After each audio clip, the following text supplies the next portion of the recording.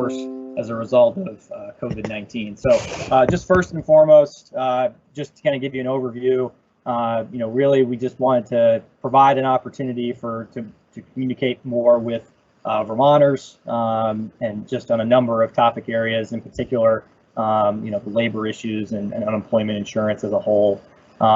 So just kind of first, we'll be kind of going through our overall response from the Labor Department's perspective. We'll be kind of going through a few speakers today. We have Interim Commissioner Michael Harrington, who will be kind of just giving an overview of the department's response to COVID-19, as well as Cameron Wood, the Director of Unemployment Insurance, and Dirk Anderson, our General Counsel here with the department. So just wanted to kind of give you an overview of the format for today. With this being our first of the live town halls, I appreciate everyone kind of bearing with us from the technology perspective, as we all kind of live into this world of remote access. So this will be a broadcast that you'll actually be able, through this link, be able to retrieve later, and we'll be promoting that through our social media and email services. So you do have the ability to offer some questions in the Q&A chat function. So a little bit later, after we've been able to give you just kind of the update from a labor perspective, we'll jump in and start doing some Q&A. So with that, I am going to turn it over to Michael Harrington, who I'm going to put up on the screen right now. So Mike, if you want to unmute and kind of give us just an overview of what the Labor Department's response to COVID-19 is from the perspective of the employer. Great. Thank you, Kyle. Thank you. It looks like we have close to 625 attendees right now listening in.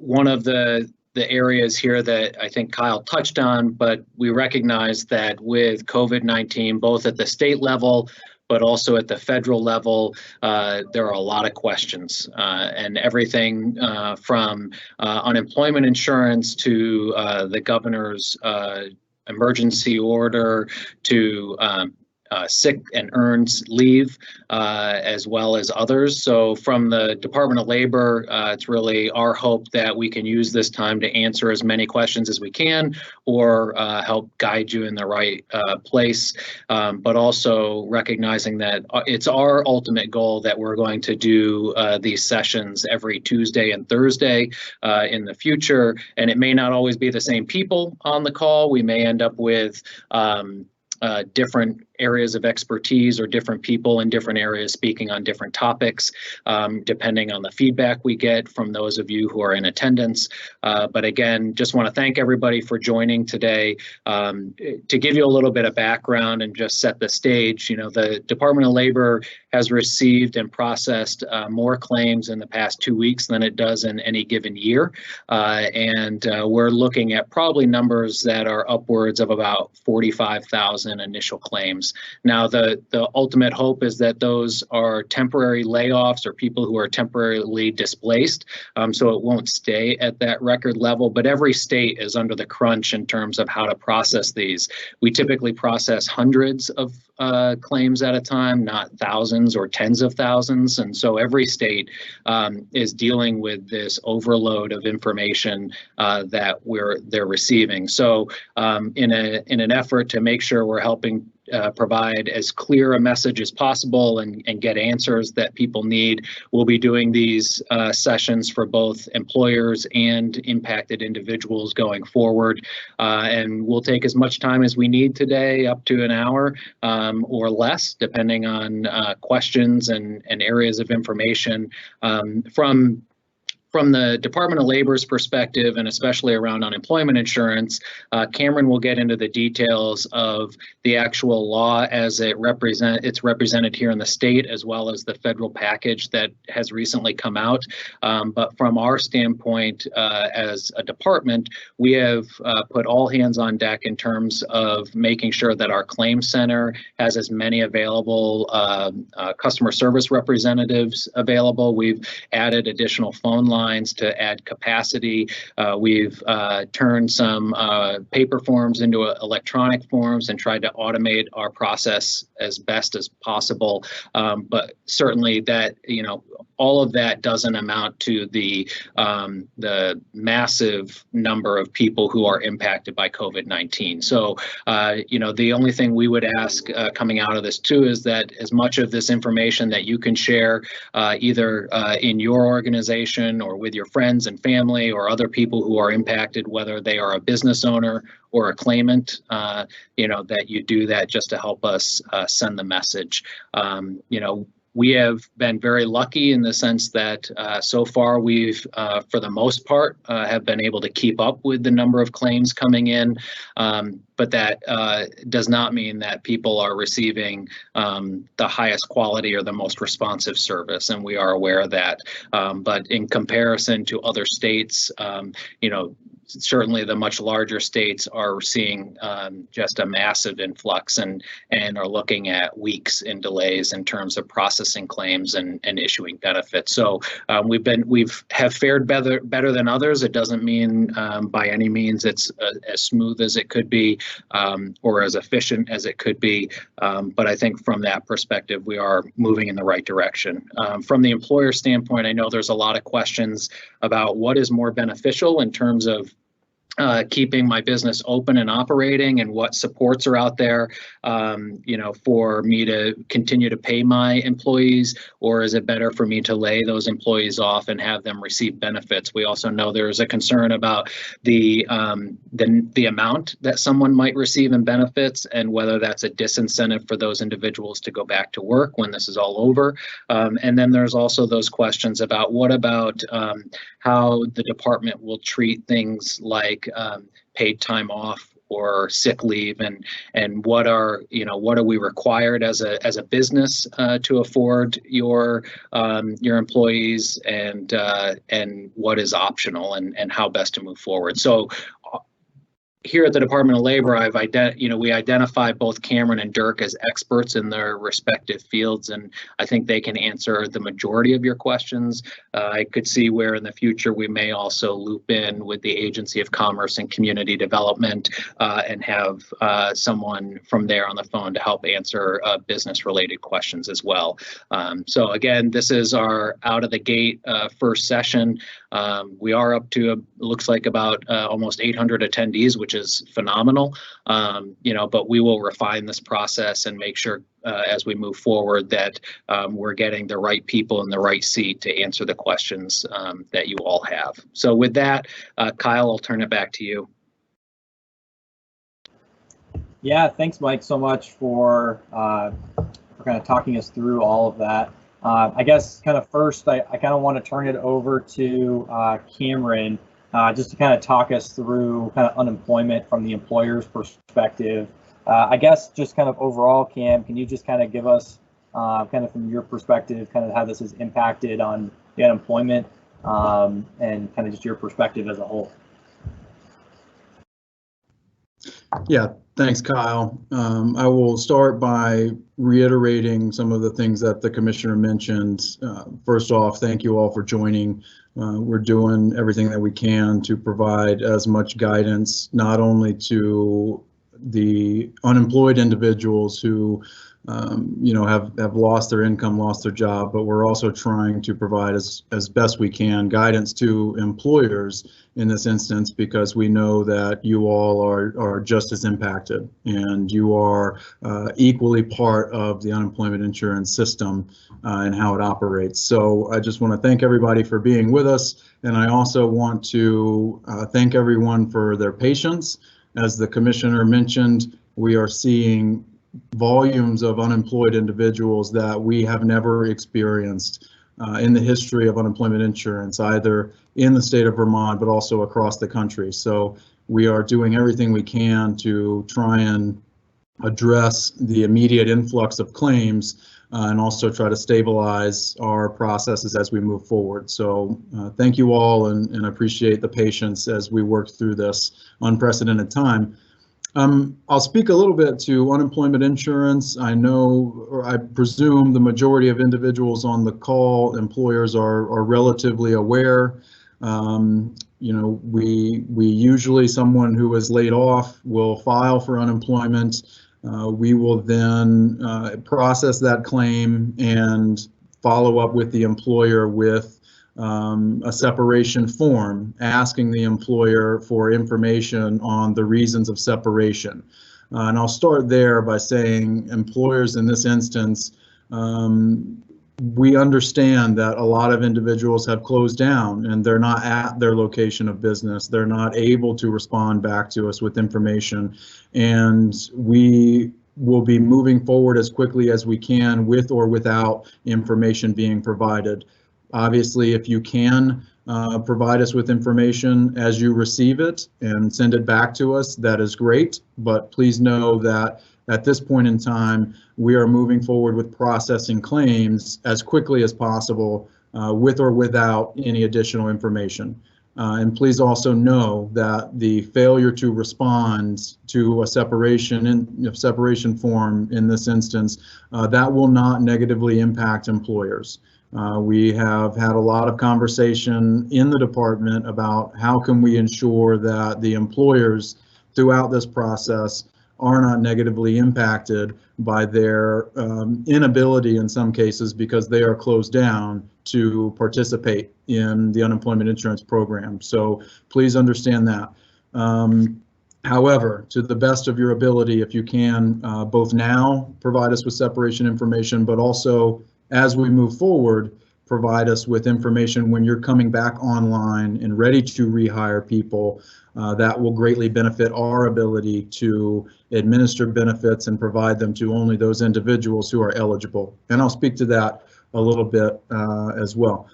The other big concern, I think, or immediate concern for employers is the quarterly tax filing that is due at the end of April. Employers provide wages and tax contributions to us on a quarterly basis, and the first quarter's report is coming due at the end of April, and we are having discussions with the commissioner, with the governor's office about whether or not we will have that still be due at the end of April. I'm not authorized to say whether a decision has been made, but just know that we are having those conversations. Again, we're doing everything we can so as not to negatively impact employers in this instance. That's really, I think, the immediate impacts for employers. But I'm also, Kyle, you tell me if you would like me now to go into both the state and federal bill that have passed this week. Yeah, I think that's obviously something a lot of people are putting in the comments, and just to kind of as a plug for me, just as you kind of in your comments, I'm just kind of going through, and we'll be talking to those later on in the broadcast. But Cam, yeah, definitely if you want to talk through some of the federal perspective, and then of course we have Dirk do the same. Okay, so I'll start with the state law changes that were made. H 742 passed and was signed by Governor Scott this week, and there are impacts in H 742 both to employers and to unemployment insurance claimants. I'll start with news that I hope all employers will find as a relief, which is there are provisions in H 742 which allow the department to relieve employers of benefit charges based on COVID-19 layoffs under certain circumstances. So the unemployment insurance system works by when an individual is laid off, those benefits that are paid out are attributed to employers within the base period, and that affects an employer's tax rates for the following year. In H 742, we have the provisions to relieve employers of those benefit charges if the layoff was because of a COVID-19 related impact. And so there is relief for employers, and that's, I think, the biggest concern that we have received from individuals is making sure that because of the shutdown, because of a layoff, they're not going to be negatively impacted. We do have that in H 742. there is a requirement that the employer must rehire or offer to rehire the individual who is laid off upon, I believe it's a reasonable time period. And so we will be working to get guidance out as quickly as we can about what a reasonable time period means and what a rehire or offer of rehire must look like in order to get that benefit charge relief. But just know that there is provisions there. It also includes language that allows the commissioner the authority to extend that period for which an employer shall be relieved. So we have a lot of flexibility there, and we will be working with employers to ensure, again, that there isn't a negative impact to their tax rate based on a layoff because of COVID-19. Another provision under 742 that I think has a lot of concern among the employer community are the new expansion of eligibility provisions for unemployed individuals. The state law changes do allow for an individual to voluntarily quit for specific circumstances, for specific reasons, and then become eligible for unemployment. Under our traditional system, if someone voluntarily quits, generally speaking, they would be ineligible for unemployment. However, under these circumstances, the state law has been amended to allow someone to voluntarily quit if they have been diagnosed, if they have been exposed, if they are experiencing symptoms of COVID-19, if they need to quit and leave the workforce to take care of a family member that has been diagnosed, exposed, or experiencing symptoms, or if they need to quit because they lack childcare for someone who is under 18. Now, these are people who need to quit. So if you as an employer have laid an individual off and you have the expectation that they will return to employment at the conclusion of any governor's order of business closure, then those individuals will be eligible because they're on a temporary layoff. The only expansion we've seen in the state law changes are for people who must voluntarily separate and quit a job because of one of these factors. Lastly, I'll mention that there is language in the bill that allows for an individual to voluntarily quit if their employer is placing them in an unreasonable risk that the person could be exposed. And we have received a lot of questions and concerns about that provision, and we're doing the best we can to get guidance as quickly as we can out to the public as to what the department will look at in those circumstances. That does not mean that every individual can walk off the job because they are concerned and be eligible for benefits.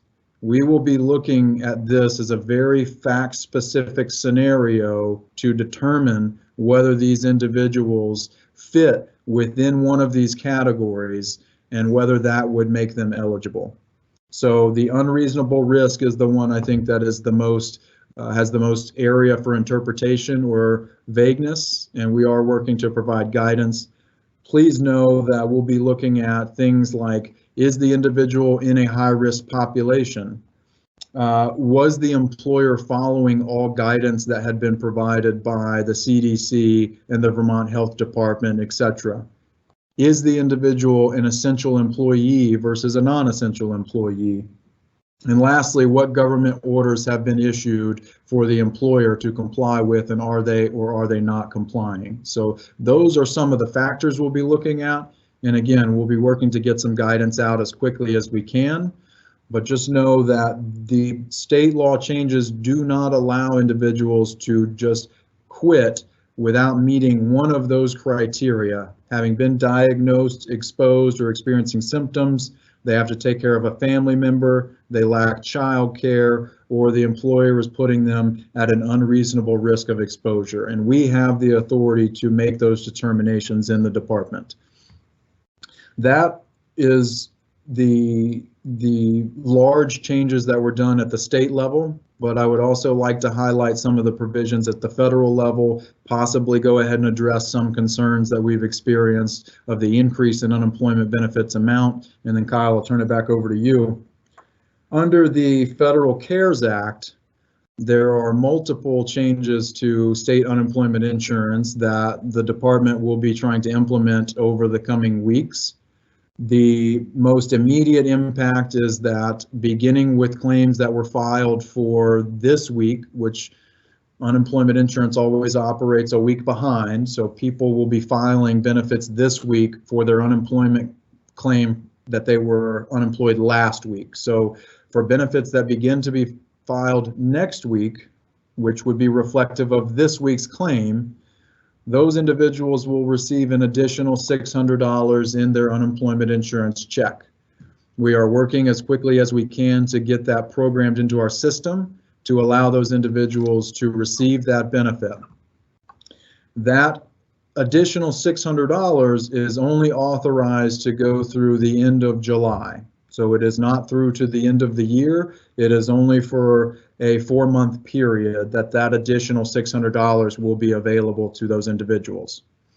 The $600 is reimbursed by the federal government and would not impact in any way, shape, or form a taxable employer's benefit charges or a reimbursable employer's benefit charges. So just know that those are additional monies paid for through the department, but they come from federal dollars and will not impact employers' ratings. We also have provisions which allow us to provide for extended benefits for individuals who exhaust their unemployment benefits or they have an expired benefit year. We can authorize up to an additional 13 weeks for those individuals. And lastly, one of the other big, I'll mention two other, one is the pandemic unemployment assistance, which will be for individuals who are ineligible for unemployment insurance. That's one where self-employed individuals, independent contractors will be eligible to receive some amount of assistance that will help them through this time. They will also be eligible for the additional $600 up through the end of July.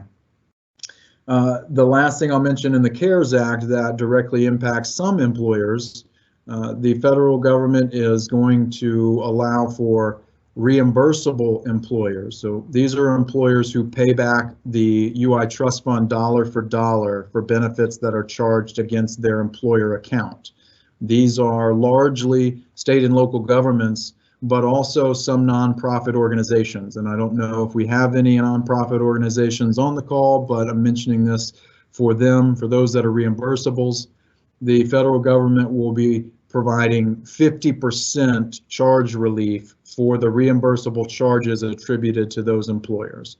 For that, we don't yet know what the framework will look like because we are awaiting guidance from USDOL, but just know that as there is relief in the state law for taxable employers in relieving their benefit charges, we have the authority to relieve reimbursable employers up to 50% of the reimbursable charges that are attributed back to them.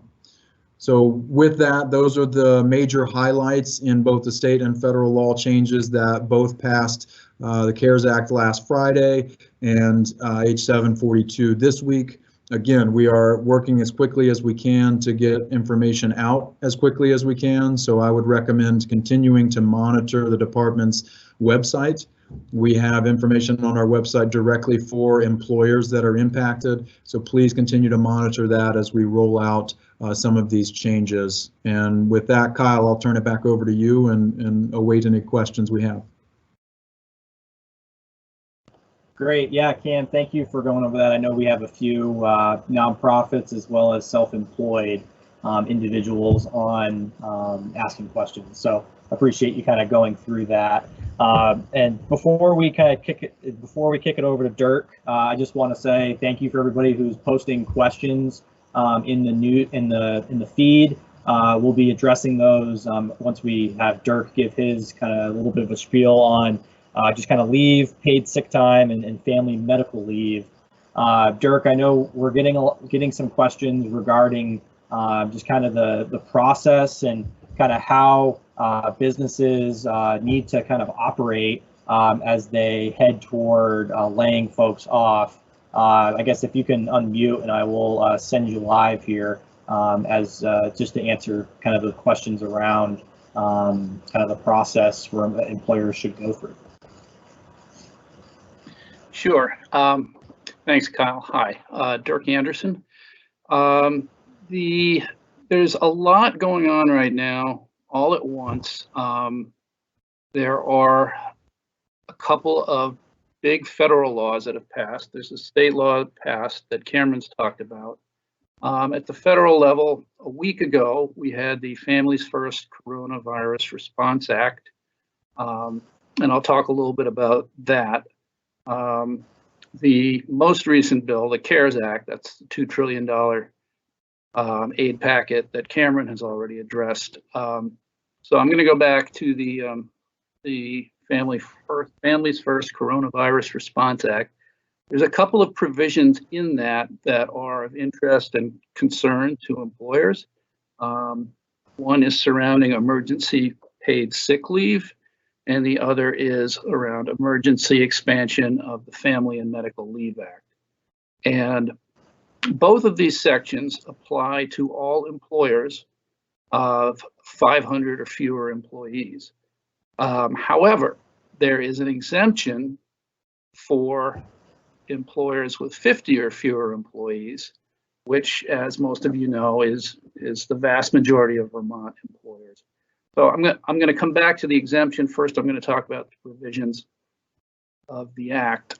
So the Emergency Paid Sick Leave Act, that requires employers to pay up to 80 hours, and I'm speaking in broad generalities here.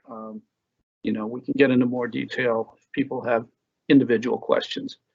But basically, if an employee is out due to COVID-19, either because they have it, they're experiencing symptoms, they're caring for a child that either is, or a family member that is ill, or a child who is not in school or daycare. Under this act, they are effective yesterday. They are entitled to up to 80 hours of paid sick time at their full wage rate. That is specifically required to be used or to be given prior to making the individual use any of their other leave, accrued leave, if they have it. That's the Paid Sick Leave Act in a nutshell. The emergency expansion of the Family and Medical Leave Act applies to employees who are staying home to care for a child. The child is not in school. And that requires an employer to extend the provisions of the Family and Medical Leave Act, which means up to 12 weeks of unpaid leave, generally, and the employee retains their right to return to their job for that period of time. Under this expanded mandatory federal expansion, the employer is required to give the employee up to 10 days of unpaid sick leave. Family leave, which is presumably where the paid sick leave would slot in for those first 2 weeks. And thereafter, they're required to give the employee, if they're staying home to care for a child who's not in school, they're required to pay, I believe it's 2/3 wage replacements to that individual for the remainder of the 10 weeks of FMLA. Now, the main thing here that we're still trying to figure out, and we're getting some guidance from the feds, is there is a hardship exemption for employers with 50 or fewer employees. And just a couple of days ago, the feds came out with additional guidance about what that looks like. So basically, if you have 50 or fewer employees, and you can show that either providing the paid leave would exceed your business's financial capabilities to the point that you would need to cease operating, or that the absence of that employee would significantly affect the operation of your business. And if the and finding replacements for those employees would be difficult and would leave you in a place that you could no longer continue to operate. An employer is entitled to an exemption from both the emergency paid sick leave and emergency extended family leave. Exactly what the process is going to be for resolving disputes is not really clear at this point. So the federal government has put out that guidance on the hardship exemption. Who is going to, if there's a dispute as to whether an employer is entitled to use the hardship exemption, who is going to adjudicate those disputes? That is still unclear to us. So there's a lot of uncertainty there, and I apologize for that. But again, this is a federal law that we're still trying to get our hands around. And the other thing I want to say before I'll kick it back to Kyle is there's a lot of uncertainty. Cameron touched upon this with the expansion under the CARES Act of unemployment insurance to small businesses, to self-employed individuals who have not traditionally been part of the unemployment insurance system. We have to remember that that aid is intended for self-employed individuals who are now unemployed because their business has ceased to operate or has substantially ceased to operate. These are unemployment benefits. They are not general benefits, grants, loans, emergency aid to small businesses or to self-employed individuals. There is money available for small businesses, and that is being administered, I believe, by the Small Business Administration. The Agency of Commerce is on top of that. But for our purposes, we are administering unemployment assistance. And once that self-employed process gets set up, there will be further guidance coming from us. I think that's all I have at this point. So I'll kick it back to Kyle. Great. Thank you, Dirk. I appreciate that. Kind of before we get into questions, so we'll have just about 25, 30 minutes to kind of go through questions. I'll ask Dirk, Cam, and the commissioner to just unmute their mics just in case everybody has a response to a particular question. We obviously won't be able to get to all 250 some odd questions that have been asked. I've been trying to go through and just kind of get some general topics for these three just to be able to speak on. If you can in the live Q&A, I know some people have put their name and their company. I would ask that you also include contact information. I'll be going back through just to be able to kind of a stat and just kind of if we need to be able to reach out to you. We'll also be addressing some general questions through an email as a follow-up to this as well, and kind of establishing a list, if you will, of past attendees. So I would just ask, we'll be going through some general topics just from the questions that have been asked so far. But if you could just put your name and business and your email in the chat, it's not going to be published, so that everybody can see it, but just so that I would have the ability, the department would have the ability to follow up, with you and kind of general overarching. So just kind of as a first comment, I know Cam and Michael, we've been getting some questions about return to work dates, and I know we can address that as it's a pretty simple answer. What has happened with the return to work dates from the department's perspective. I'll let Cam go ahead and answer that here just as I send them on. Sure. Kyle, if you want, I'll tackle that, plus another question I saw, and I really didn't get to it in my first comments about partial unemployment. Yep.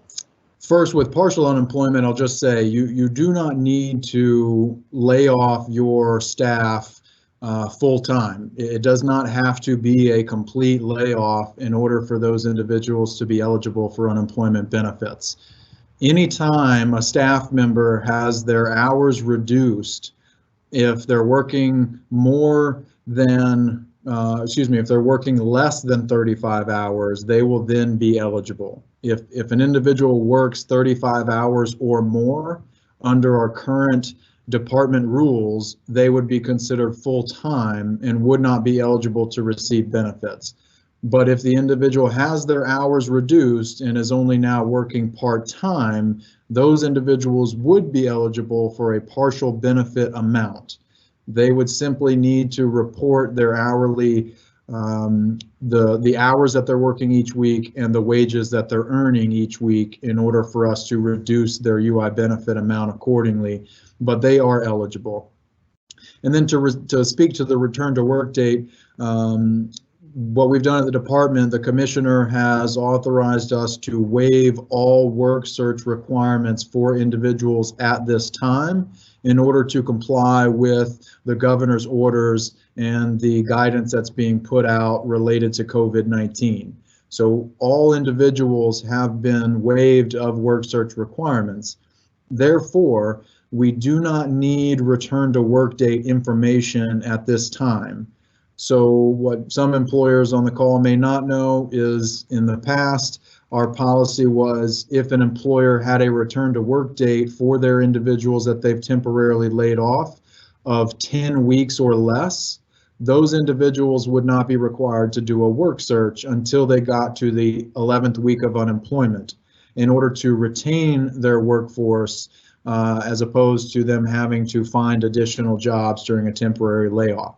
So because we have suspended work search for all individuals, we do not need return to work dates at this time, and we do not need the employers to go into the system and update any former return to work dates at this time.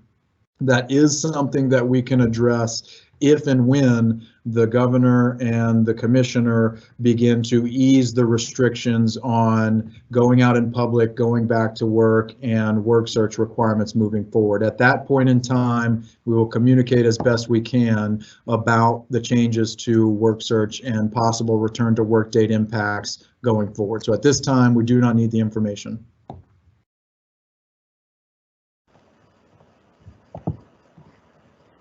Awesome, thank you, Cam.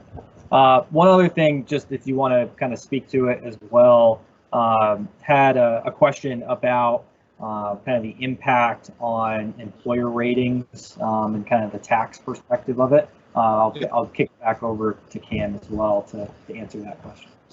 Yeah, as I mentioned in our earlier remarks, and for those who may have joined late, we have, based on state law changes in H742, we have the authority to waive benefit charges for employers for layoffs or partial layoffs due to COVID-19. So we do have that authority when this is over to relieve benefit charges for employers. And I want to specify something and be clear as well.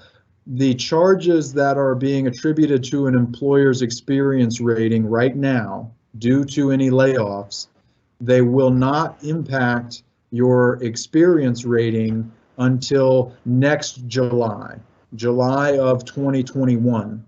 When we do our experience rating calculations each July, they're based on the benefit charges that are attributed to your employer account for the previous calendar year. So this July, we'll be looking at benefit charges from January to December 2019. So the charges that are being attributed to your experience rating right now will not impact your rate until next July. But again, we now have the authority to waive those benefit charges for layoffs that were related to COVID-19. Now there is a requirement in the state bill H742 for the employer to rehire or offer to rehire the individual at the conclusion of any government issued orders to close down or stay at home. So when we get to that point, as long as the employer is offering the job back to the individual, they will be relieved of charges for each individual. So it's based on an individual basis. So we do have that authority. And I also mentioned, and I'll explain it again real quickly, the federal provision of the Federal CARES Act also it allows us to reduce reimbursable employers' contributions by half. We don't yet know what that framework will look like. We are awaiting on guidance from U.S. Department of Labor because they are the ones funding that, but there is a provision to allow for reimbursable employers to have 50% relief of their charges as well.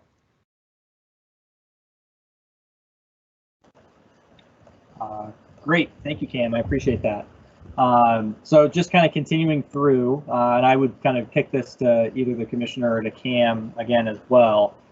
Some questions I just want to kind of hit on, as there was a lot about the CARES Act and the $600 benefit that was going toward individuals. Just in a lot of cases, there's questions about specific instances, like if I'm part-time or if they're being furloughed and just reduction of hours. Just kind of hitting back on that, either Cam or Mike, and kind of just talking about how the other thing too that's kind of been asked is eligibility, from the CARES Act, from a town and municipal employee perspective. So again, just kind of speaking to reaffirming some of the stuff you had said earlier about the federal act, and for those couple of topics.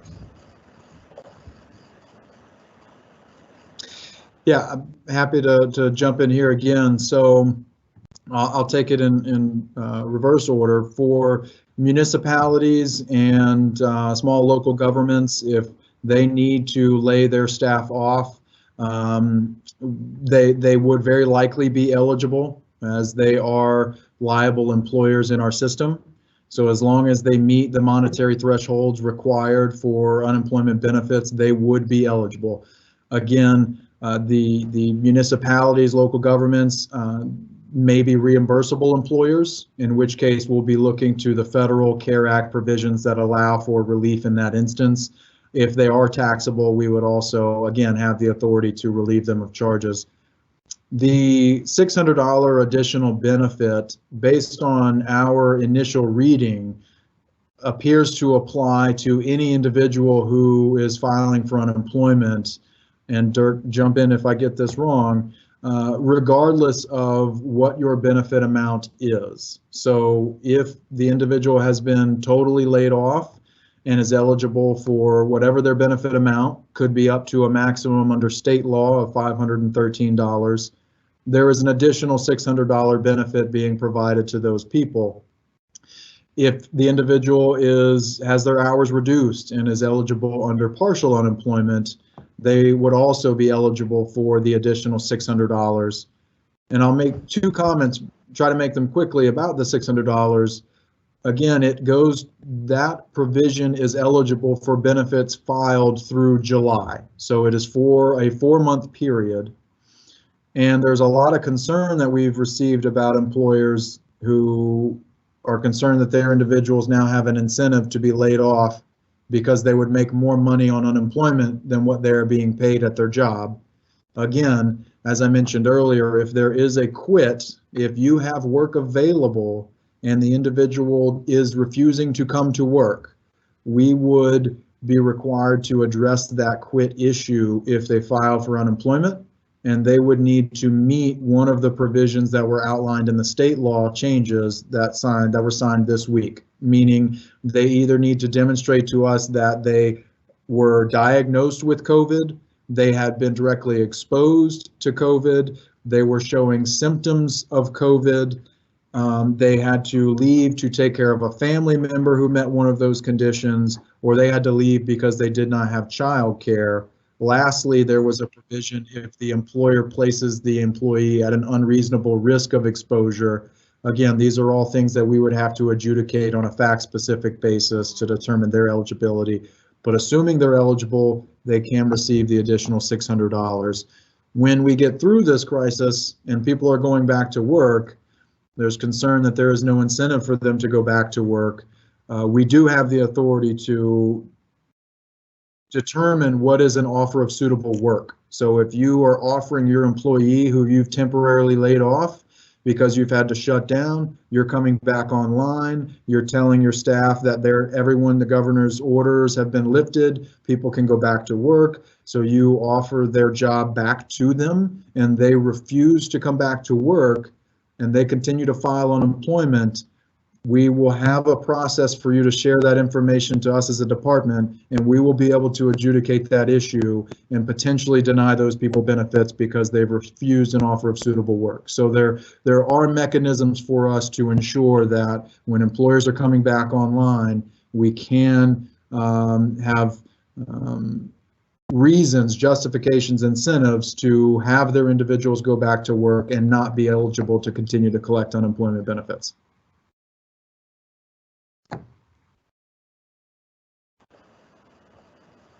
Awesome. Dirk, I don't know if you have anything to add to that, but I think Cam said it pretty well. I do not. Great. I think I know we mentioned it kind of at the top, and Cam, you addressed it, but for those individuals that are self-employed, and either Cam or Commissioner, maybe you guys can address this. What's the process right now, and our recommendation for the self-employed individuals? I know we have a few of them that are asking about what process we're recommending, and I think I'll send it to the Commissioner to address that. And so just kind of, Commissioner, if you could just kind of talk through the process that the department is recommending to self-employed individuals right now. Great, thanks, Kyle. So with regards to the claims process, the first piece is individuals have to open an initial claim and then they begin their weekly filing for each prior week. With regards to the self-employed individuals, typically these individuals do not contribute to the unemployment insurance system. So under the regular law and normal circumstances, they would not be eligible for unemployment insurance benefits. But as Cameron mentioned, under the federal provisions of the Relief Act, these individuals are now eligible for federal benefits regarding unemployment. So what the federal government has essentially asked each state to do is set up their own pandemic unemployment assistance program, which is essentially a new unemployment insurance program because it doesn't fall under our traditional program. And so we are already in the process of building that system. It has to be able to receive claims. It has to be able to process claims and determine monetary eligibility. It has to be able to issue payments, and it has to be able to meet the federal reporting requirements under the Act. So it will take a little bit of time for us to stand up that service. But in the meantime, for self-employed individuals, they have two options. If they go to our website, they will see an image on the homepage that talks to the CARES Act, and they click on that. There is a button once they've clicked on that for self-employed individuals, and they can sign up to receive future communications from the department regarding self-employed unemployment insurance. The other option is that they can very easily fill out the electronic claims form as it is on our website. And if you go to our website, across the top of every page is a red banner that says file unemployment insurance initial claim, and they can file like everybody else to open their initial claim. The issue will be that they will be determined not monetarily eligible until the pandemic unemployment assistance program is stood up, which should be in about 3 to 4 weeks. Hopefully, we are working through that process now. But again, by filing the claim, they are opening their claim. We have a record of their claim. It's in the system. We also capture through that process their contact information. And so what we are telling them is that you may receive a determination that you're not monetarily eligible under the normal program, but we have now captured your email address, and we will notify you when the pandemic unemployment assistance program is up and running. Again, that should be around 4 weeks. And so from that perspective, we can now send very direct communications to those individuals who are self-employed or independent contractors or sole proprietors, and they would be eligible for those benefits. Once the program is up and running, there are 2 components similar to the benefits for regular unemployment insurance and the federal act. So it will determine their maximum weekly benefit amount through the state based on prior earnings. And then there will be the $600 additional federal bump on top of whatever their determination weekly benefit amount is. So again, we hope to have that program running in a matter of weeks. We just encourage people to either sign up for the newsletter so we can send you communications, or simply file your initial claim and we can get that in the system. But again, it's going to be a little bit for us to be able to get that out.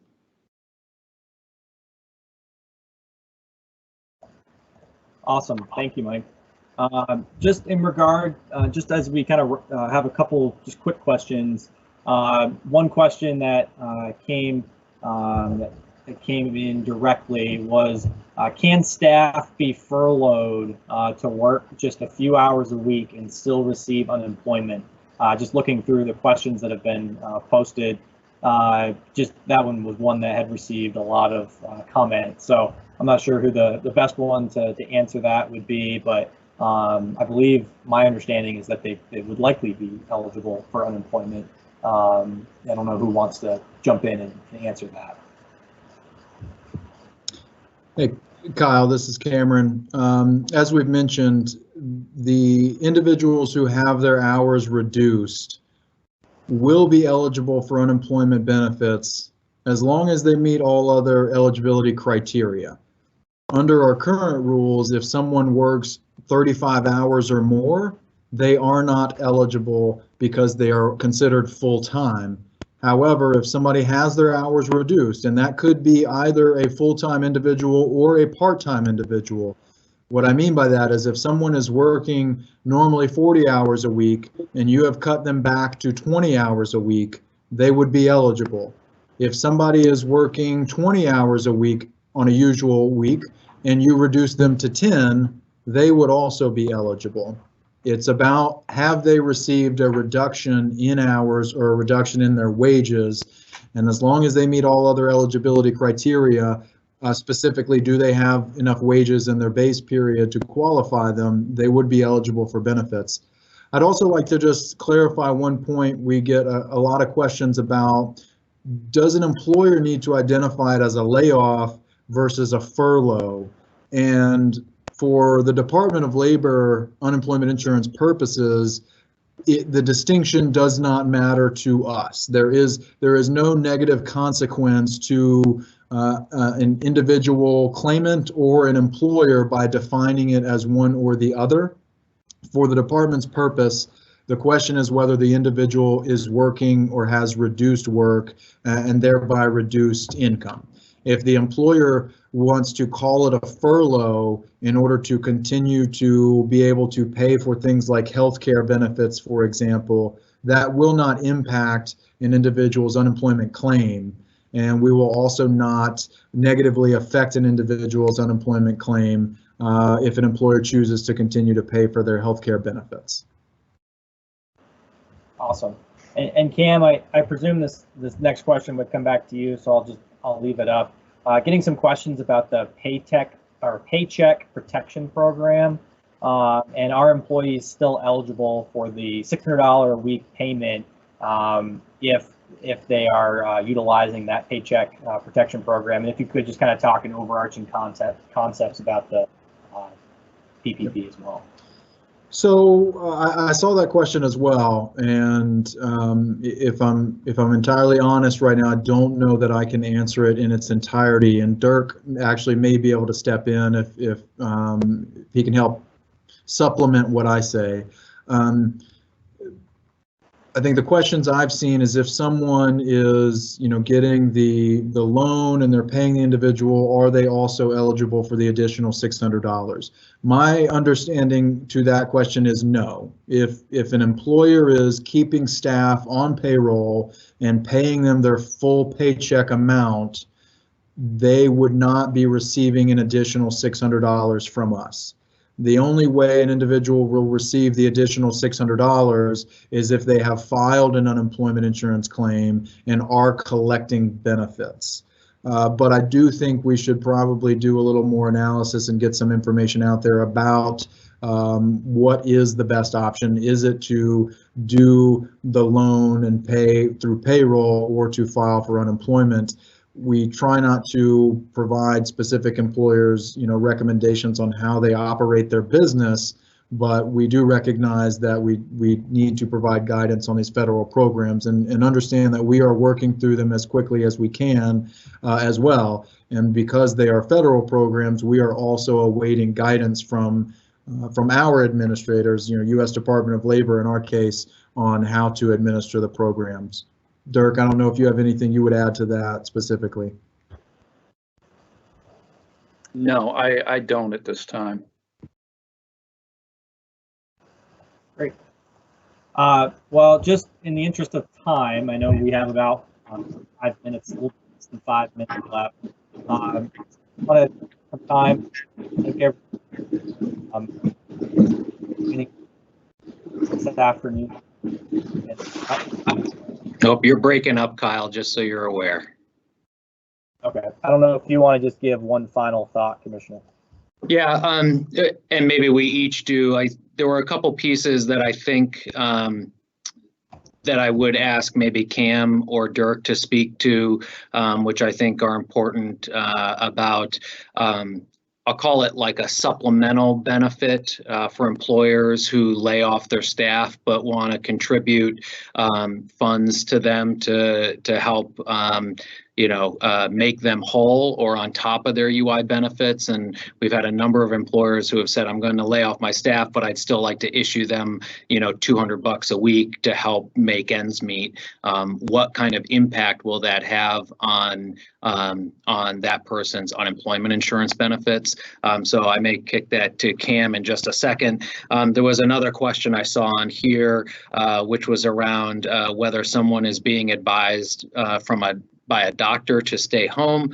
At this point, if they have a pre-existing health condition and they are being recommended to remove themselves from the workplace as a precautionary measure because they're in a high risk category or the risk of exposure is too great, we would deem that person, at least in general terms, eligible for applying for unemployment insurance.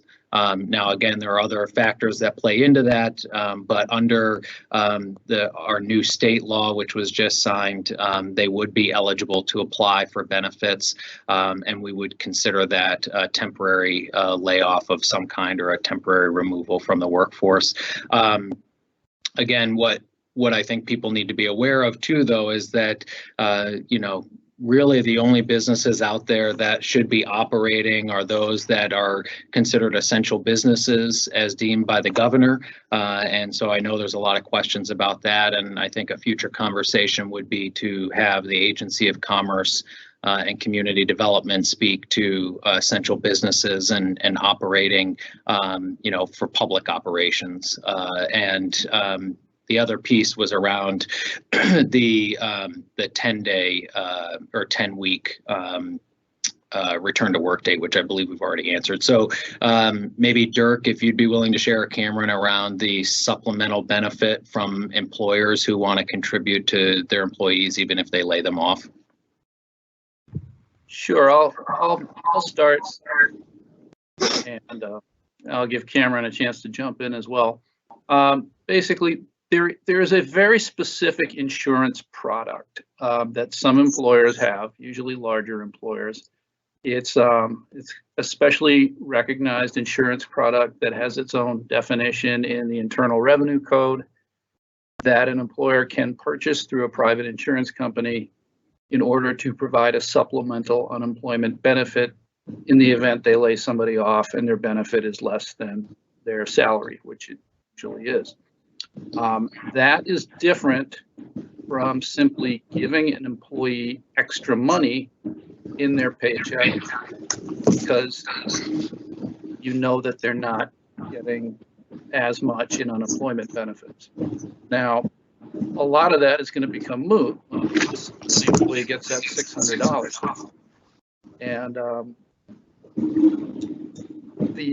the other, but what I was going to say is that the problem with doing so is if you pay an employee anything in a week which they file an unemployment claim, that money is generally under our statutory scheme treated as disqualifying remuneration.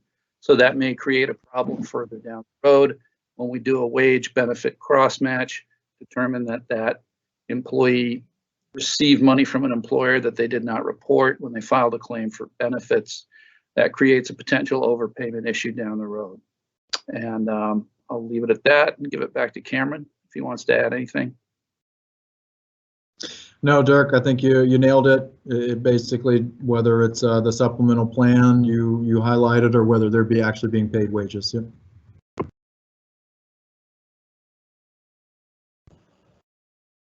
Great. I don't know, Commissioner, I know we're a little bit over, so I'm happy to wrap it up from our perspective if you don't have anything else to add.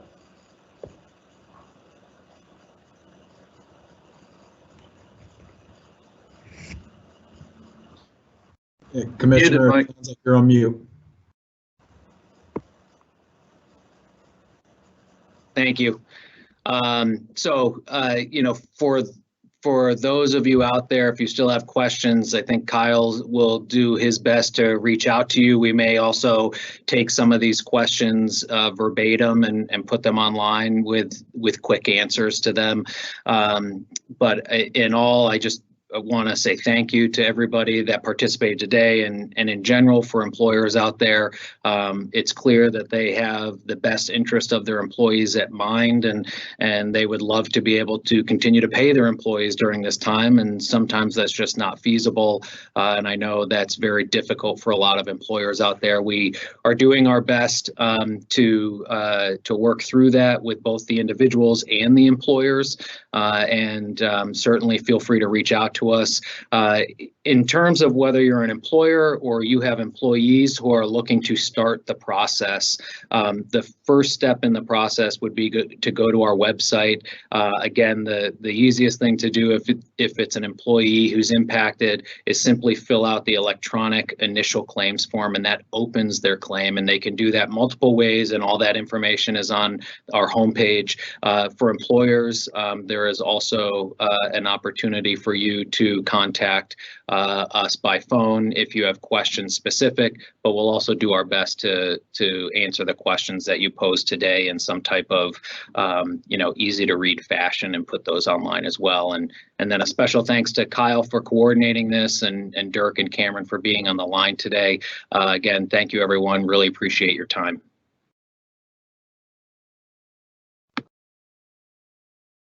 Awesome.